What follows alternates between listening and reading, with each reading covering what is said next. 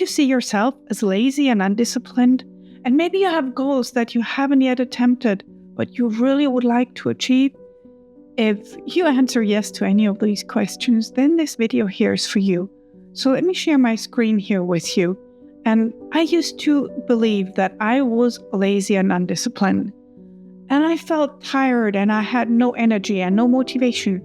And I was jealous of people that seemed to be so effortlessly productive. I'm Gwen, and I am a chronic procrastinator. I also have a master's degree in applied neuroscience. When we moved to Germany 1.5 years ago, I found a notebook from 2017 where I had 2 of the exact same goals that I had set for 2024. And one of them was creating online content, building an online business, which led me into researching, why do I procrastinate? Why don't I do what is important for me? And more importantly, what can I do about it? So I have a very science-based slant to that, because obviously neuroscience is one of my favorite topics. So why does our energy feel zapped? Why don't we do what it takes to attain the goals that we want to attain? So if you look here are all those small daily psychosocial stressors. And there are things like a late night watching Netflix, maybe a new family member, maybe you even got a work promotion. So it's not just negative things that stress us. It can be very positive things that are some kind of change in our lives. So maybe we changed a habit, or we didn't have enough sleep, or flu season, or holiday trip, or a change in family activities. Any of those feed into a chronic stress cycle, which then depletes our cognitive resources, which makes us more likely to avoid things that are difficult or we don't know much about, or anything that we would like to avoid. And that's when we seek distraction. That means we're seeking the thing, or for me, a lot of coffee. And then because we procrastinate, we lack progress. And this whole lack of progress, again, feeds into chronic stress. So if you would like to do a stress test, which is the Life Change Index, you can get that for free. You don't have to log in. You can just download it and fill it out. Or maybe watch a YouTube video on it first, because it explains how the stress factor works. There's a link underneath the stress test on my website, goalsninja.com/worksheets. So the problem that we have today is that society values visible results, which is not a bad thing, which is a good thing, because we want to achieve our goals, right? And then we have social media. And social media often is very unrealistic. So we have those perfect dinner meals, we have the perfect family, the perfect house, the perfect way to build a business. And that felt very disheartening for me at times, where I would look, as you remember, one of my goals was to build an online business. So if I go onto social media and look for building a business, you have hundreds and thousands of creators just talking about building a 6-figure business in 6 months, buy my course, stuff like that. And it's not realistic. It doesn't work. It's just there for clicks and for likes, but it has nothing to do with the real world. And keeping in mind, they're content creators. It's their job. So they create content that people will want to consume. Another problem that we have today is we lack awareness of the stress factors. If you remember, on top of my cycle, all those small things, they're stress factors. It's not just work that's stressful. And then we have this whole thing with politics and the pandemic and polarization. And we all live in this world where it seems things are just getting more polarized. You talk to friends and suddenly they have the opposite belief than you, and they think left is good or right is good, and you believe right is bad or left is, oh gosh, you know what I mean, right? So, plus we have a whole host of personal stuff that we're all dealing with. And this is exactly where System 1 and System 2 thinking kicks in. So this is one of my all-time favorite books by Daniel Kahneman, Thinking Fast and Slow. And he explains in his book and in his research that we have 2 types of thinking. One is System 1 and one is System 2. And System 1 thinking is fast, it's intuitive, and it's not in our control. And it is It is obviously heuristics. It is the unconscious thinking. It is the quick decisions versus system 2, which is slow and deliberate, and we're more in control of that. But system 1 costs our brain less energy. And guess what you do when you're stressed? Your brain prefers the decision-making path that costs less energy because the stress already sucks out all the energy. So you can see that when you procrastinate and because you rely on the system 1 thinking, it is more easy to go down the path of procrastination. And there's some research on that, is from Faucia Seroyce, where she has her stress and procrastination, how it's related to each other, from her research paper, Procrastination and Health. So here you have the same thing again. Stress depletes cognitive resources where we procrastinate to emotion regulate. And then this leads to those ruminative thought patterns, to negative automatic thoughts where we have less control over our thoughts, which then again leads to stress. And then we have this whole cycle thing going on again. And this is important because we all have goals that we want to achieve, but we don't actively pursue them. And there are a few reasons why we do this. It's because we have unrealistic expectations. And again, this whole system 1 thinking. We see something in social media, and so we have unrealistic expectations how those things work. We have unrealistic timelines, and often we don't feel like it because we think we need to follow our passion, and this is not how life works. And maybe we are not sure exactly how to get there, or we have slow progress. And so all of those taken together are some of the reasons why we procrastinate, or why we don't actively pursue goals that are important for us. Like for years, I wanted to build an online business. I wanted to get fitter, but I didn't pursue those goals, even though they were important for me. But I didn't. And this is why I thought I was lazy or undisciplined, because I didn't do what I thought is important for me. Now, it's also important to note that most of our important goals, like building an online business, it's not something I start today and tomorrow I'm done. It's a long-term project. So now I've set out 2 years for me to build this business. But our brains, they like the quick dopamine hits. We like the quick wins. We like the social media. We like highly processed foods. We like entertainment or any form of distraction. That's why I have a squirrel here. And important goals often have a very unclear path. If you look here, if this is me today, but I want to get here and I want to build a sustainable online business to contribute to my family and household income, is I have the path from here to here. I can see the map. I know I can maybe follow the map, but there are quite a few places that I don't know. And this obviously, makes me feel anxious. It makes me not knowing, and this not knowing is a negative emotion. And this is something I want to avoid. And this is why I go onto Instagram. And for many of us, those bigger goals have a similar type of roadmap. But how do I break the cycle?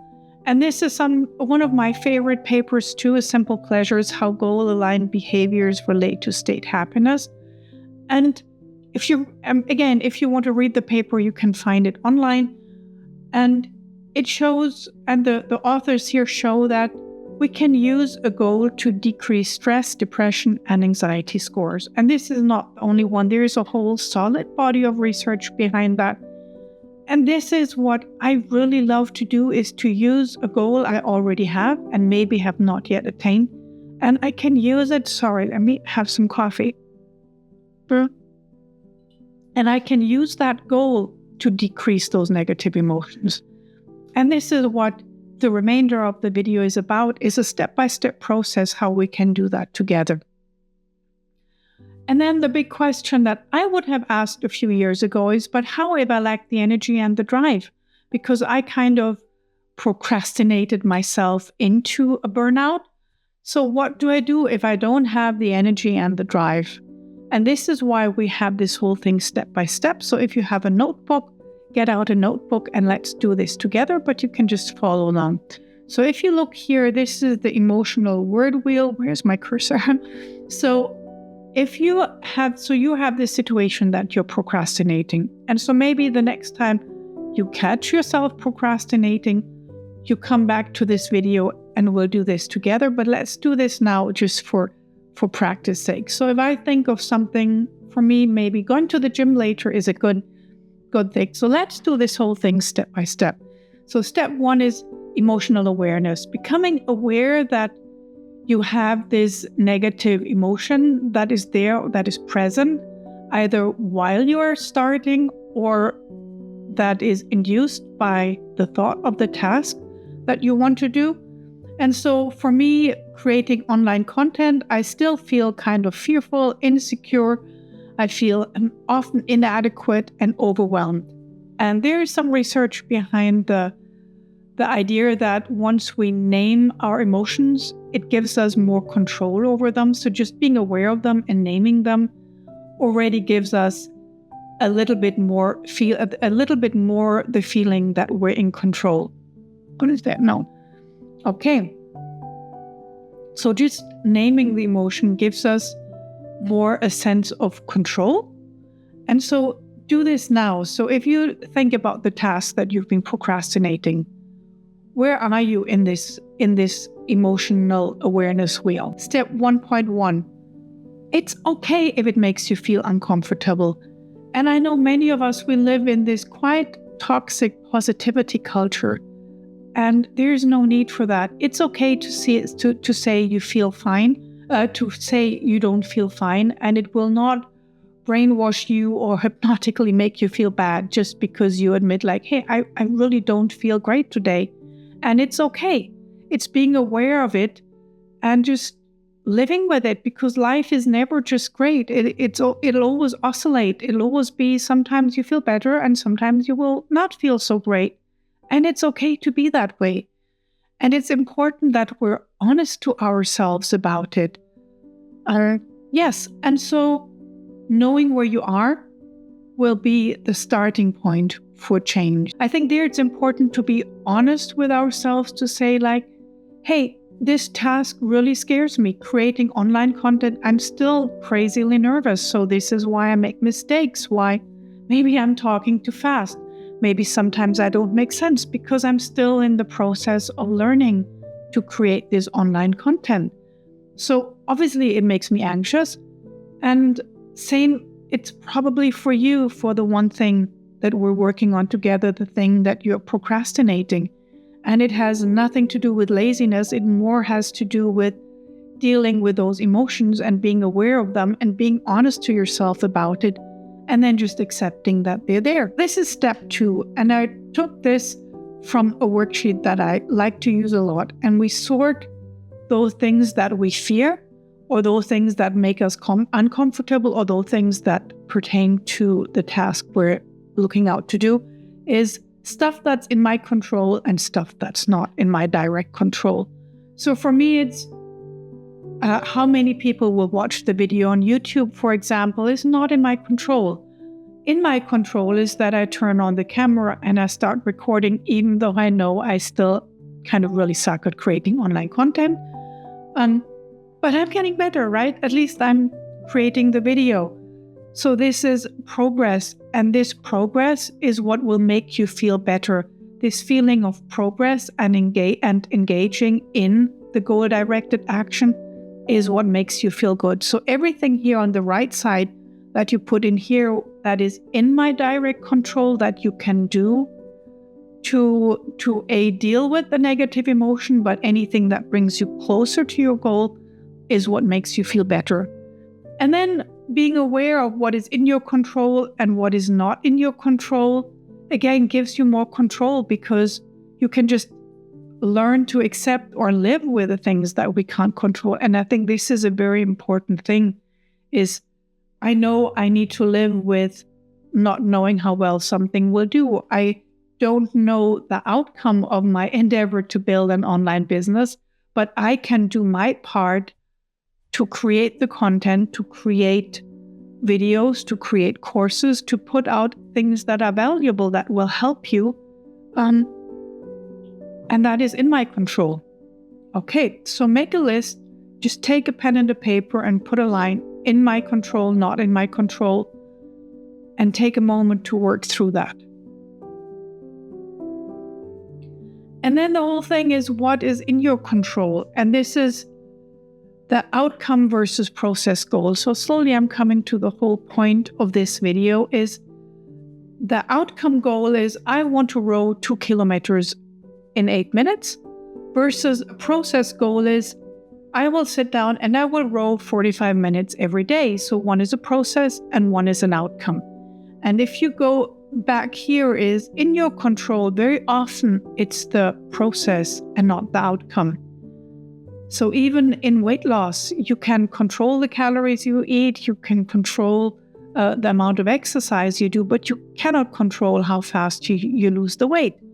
So here's the same thing. I cannot control how fast I will be able to row 2 kilometers in 8 minutes, but I can control that I row 45 minutes every day.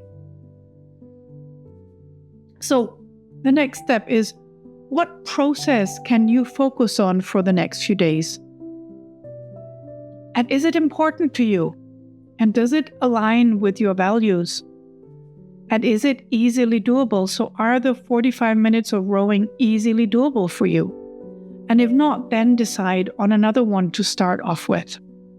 So what process can you focus on for the next few days?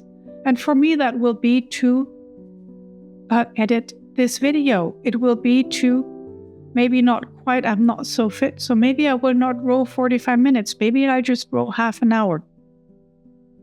Okay, so do you have the process that you want to focus on for the next few days? If yes, then we go to the next step is decide on the next one step you want to take. So the next one step for me might be, I will keep on recording this video, even though I've recorded so much content and I know in the end the video will only be 10 minutes because I have to discard so many things, because I've made so many mistakes. I got so nervous. And then again, the whole question is it important to me? Yes, because I want to build this YouTube channel where I teach you how to overcome procrastination. And does it align with my values? Yes, it does, because social impact is important to me. And is it easily doable? Yes, because I already started the video, so I can easily do that, even though it might be hard for me. Okay, and if it's not all of those three, then decide on another one. So for example, if I would take row 1 hour every day, is it important to me? Yes. Does it align with my values? Mostly. Is it easily doable? No, because it'll totally wipe me out. So I need to decide on another next step that I can take. Step 5, break the next step into ridiculously tiny tasks. And this is really important. And if I take my example of building an online business, which is a huge, big goal over the next 2 or 3 years, but creating this video here, and I took the example of creating the slides that I'm using here is, so creating this video, the next step for me at that moment was creating the slides for the video. So if I break the next slides to creating the slides into my beloved, ridiculously tiny tasks is open the laptop, open PowerPoint, open the presentation that I started, review my slides, brainstorm further topics, decide on one, duplicate slide, change text, decide on image, add image. So this is how I create those slides. And I can open my laptop. It doesn't take me a lot to, rowing for 1 hour is like the step there is huge, but opening my laptop is easy. So break it down into those very small, tiny, little tasks so that it's more easily doable for you, because then you have the map without the clouds, to get from here to there. This is not the goal that you have finally, but it's the next step becomes your goal. And if that is easily doable, you're much more likely to take action on that. Step 6, and that was last week for me, it is also okay to take some time and think and journal or exercise, prepare healthy food, craft, go outside, have a coffee, take care of you, and actively reduce stress. And this is where you stay away of this thing here or any kind of screen, and you actively do something to get your stress level down so that you're more refreshed and that you have the cognitive resources to really do something that will progress you towards your goal. And again, it's very important to stay clear of social media and screens when you're stressed, because especially when we're stressed, we're more likely to get sucked in. And then suddenly 1 or 2 hours are gone and we spent this time on social media, not doing actively something that will really make us feel good. So it's much better to take your dog and take a walk outside, or have your cup of coffee outside in the garden and just be in nature or journal or just think about things, and not in this whole ruminative negative way, but just think of, hey, what would it take for me to build my online business? What would it take for me to work on this research paper? What would it take for me to attain the goal that I want to attain? So I hope this helped you to break through this a little. And the gist of it all is process goals. If you have failed in attaining goals because if you look on YouTube, you find all those, you need SMART goals and they need to be, outcome goals, and you need to have defined the date and the time, and all that is often not very helpful. At least it wasn't for me. And there is actually quite a bit of science behind that. With complex and with difficult tasks, SMART goals don't work that well. And this is why I'm a huge big fan of process goals that are doable for me. And then I can just run the process every day, like Lego blocks, where I say okay, I have a whole number of process goals that can lead me towards my goal, versus having this huge outcome goal and I don't know how to get there. And it makes me sad and it makes me anxious. And then I don't do anything to work towards it. And those little processes, they don't have to be anything huge. It doesn't have to be rowing 1 hour every day. If it's hard for you, it's hard for me. But it might be staying clear of the news for a few days. It might be something small. And any of those small Lego blocks that you use are part of the castle that you want to build. That is your goal. So work through this process with me and set a few process goals for the next few days, small ones that are easy to do, and let me know in the comments below how that works for you. And what are the process goals that you set for yourself? So for me, it will be finishing filming this video and then taking my little scooter and go to the gym. So I hope you really like this video. If you find this type of content helpful, please like, share, and subscribe. And see you in my next video. Bye.